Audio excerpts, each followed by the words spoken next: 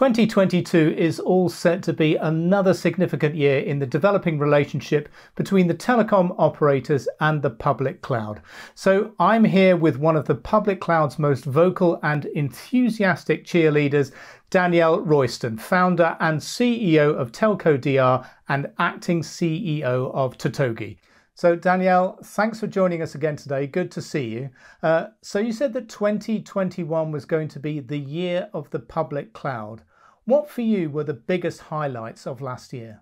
Well, I think for me especially, you can't ignore the fact that we put on Cloud City at MWC22, and I think that really, I'm not going to say that was like the tilting point for the industry, but it certainly got a lot of tongues wagging about the possibility of the public cloud and telco workloads.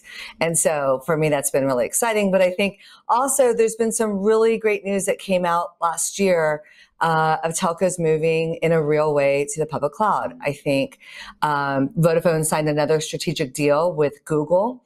I think that's a follow-on to their analytics project that is going, from all reports that I hear, going very, very well. AT&T sold off their network cloud to Azure. And with that, it was both IP and people transferring over to Microsoft. And they're just like, here, you guys deal with this mess. And I think the industry got really rocked by the Dish plan to put as much as they can on AWS, really going all in.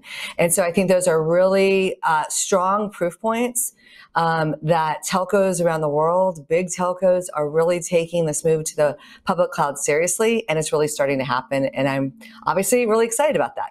Well, there's certainly growing evidence that telcos are putting their faith in public cloud platforms. What telco workloads do you think should be amongst the first to move? Yeah, I get this question a lot from telco executives. I think people are like, okay, DR, you're right. It's inevitable. The public cloud is coming to telco. Where do I start? What do I move? And I would not start with network workloads per se right off the bat. I think that's some of the hardest stuff to move that have the most sensitive latency requirements and whatnot. I would start on the IT side of the house. I would start with probably your BSS systems. The problem with these systems is that they've been built up over the last 10 or 20 years. They're heavily customized and heavily integrated. And so it's a little bit of a rat's nest that we're going to have to extricate and figure out how we're going to move to the public cloud. And so I'd start with something easier and start to build up the muscle inside your telco of how to really work with the public cloud, figure out all the sticky bits around governance and compliance and data regulation and all that stuff, and start with the stuff that's a little bit lower risk, and start to experiment with the public cloud and how that works. So what's going to be difficult about migrating these workloads to the public cloud? Yeah, I think the hard part is, like I said, the customizations and integrations. And I believe that everyone's slapping the words cloud native on their tools, and it's really hard to ascertain which vendors are really doing the heavy lifting and the hard work to get it over into the public cloud. And so I'll give you a great example, right? A lot of people are lifting and shifting and porting it, and they're putting it into a Kubernetes container. But really, if you want to get all those amazing benefits that I always talk about in the public cloud, cost savings and feature velocity, you're going to have to maybe even refactor or rewrite significant portions of the technology. And so I think that's going to be the challenge, is kind of getting our telco executives educated enough to be able to interview and evaluate vendors' offerings to make sure they're really designed right for the cloud. It's not just a port and not just a lift and shift. And they know how to differentiate on what they're looking for and what they're trying to do. Otherwise, we're just going to move a very expensive problem to a very expensive place, and you're not going to get the benefits that you need and that you're looking for. So I think that's going to be the hard part, is really sort of sifting through all the messaging and marketing fluff that's out there, and really separate the people who know what they're doing with the cloud from the ones that are just putting a sticker on it and calling it fat free. So obviously there are some operators that have started these processes. What are some of the early mistakes that you're seeing with the initial moves to the public cloud? I think some of the early mistakes that people are making is the lift and shift process, right? They're in a rush to get it over to the public cloud, and that works for a short period of time. And it's really nice to get things into the public cloud. It's over there. You're forcing your population of employees to start to deal with it. It makes it feel like the change is inevitable inside that telco. And so people are starting to figure out, I need to figure out if I'm in on this public cloud thing or not. And so from a cultural shift perspective, I think that's really valuable. But I'm working with a significant telco, with one of the hyperscalers. And what their experience has been is they've moved thousands of applications to the hyperscaler, I think on the order of 2,000. And they moved it pretty quickly. They got a lot of help. And I think that was really great. But now they're kind of stuck in this point where they haven't seen the benefits of the cost savings.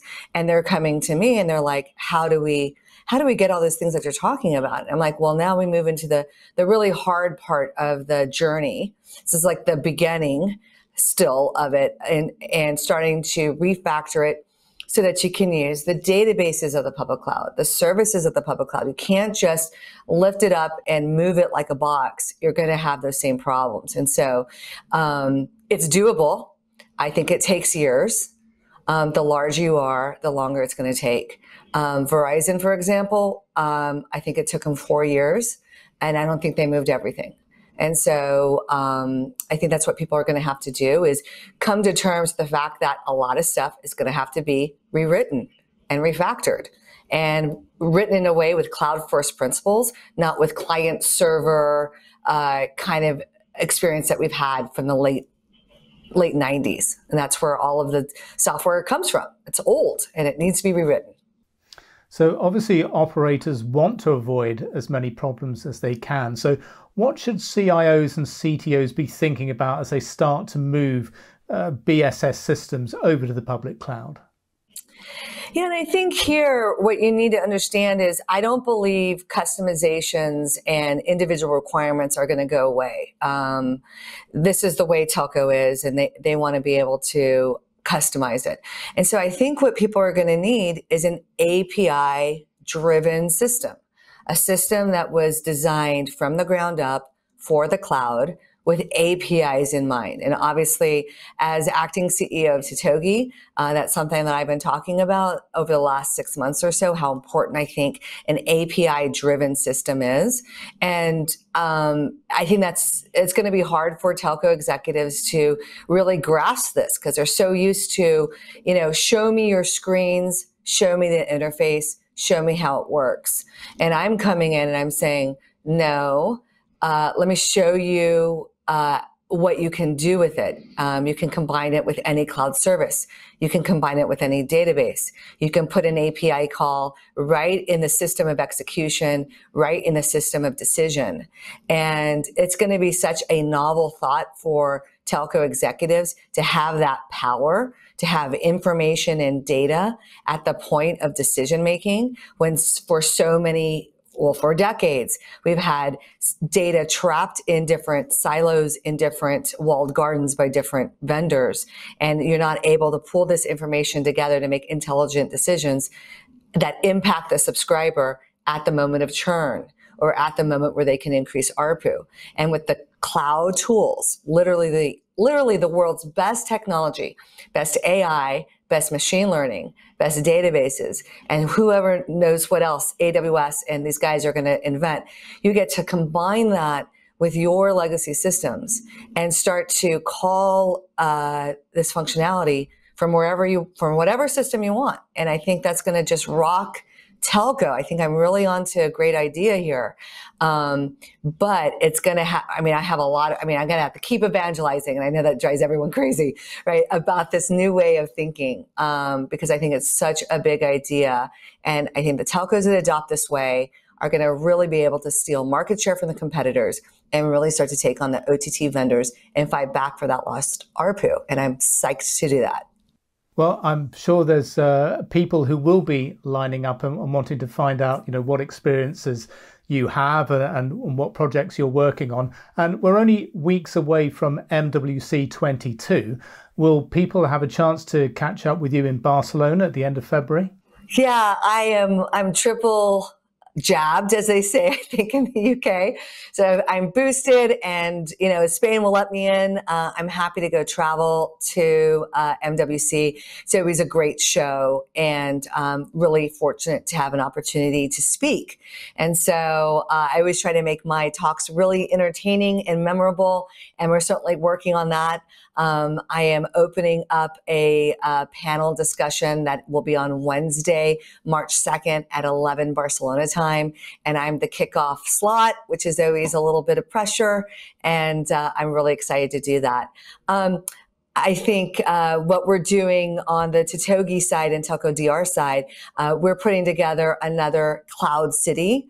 This Cloud City will be a virtual event. I will not be presenting in person. For us, it was a little bit of a dicier call this year with Omicron surging and really the contagiousness of the virus. For us at this moment, I think it's most important that we have meetings with executives and really advance our funnel and our sales cycles. And so it's less about owning the show. I had that great opportunity to do that in 21, and I think mission accomplished on that front. And now we're really sort of focusing on execution and spreading the message, talking, as you said, very tactically about what you can do with our systems and how powerful they are. And so I'm hosting another Cloud City. I'm inviting vendors yet again that are part of my movement, really focused on getting telcos to the public cloud. I think we have close to 30 vendors already signed up. We've picked a really nice virtual platform to host people on. We're going to host it and open it up on Tuesday, literally Tuesday, February 22nd, 2022. The date only has twos in it, and it's on a Tuesday. So putting the 2 in Tuesday, and we're going to open up the week before Barcelona for people who are traveling and want to see what we have. And then for people who have a little bit of FOMO and are not traveling to Barcelona and want to see some really killer companies that are driving, public cloud native and public cloud message forward. It's a great way to peruse their systems very easily, very beautifully, set up some meetings, see some demos. I'm going to film a talk. And we're really going to try to make it really great. I think the nut has not been cracked on making virtual experiences really amazing still. And so we're really going to give it a go. And I do believe that this is the future of any conference. There's always going to need to be a really killer virtual experience. So we're going to experiment with it for MWC. And so I'll be there in person, running around, yelling about the public cloud. And then also I'll be surprising people in my virtual booth. I will be manning the virtual chats. It'll be easy to get a hold of me. So let's do it. Well, there's plenty of uncertainties in the world, but one thing I think we can be sure about is that the conversations between telcos and the public cloud giants will continue and get stronger in 2022. Danielle, thanks very much for joining us today. Great to talk to you again. Great to see you, Ray.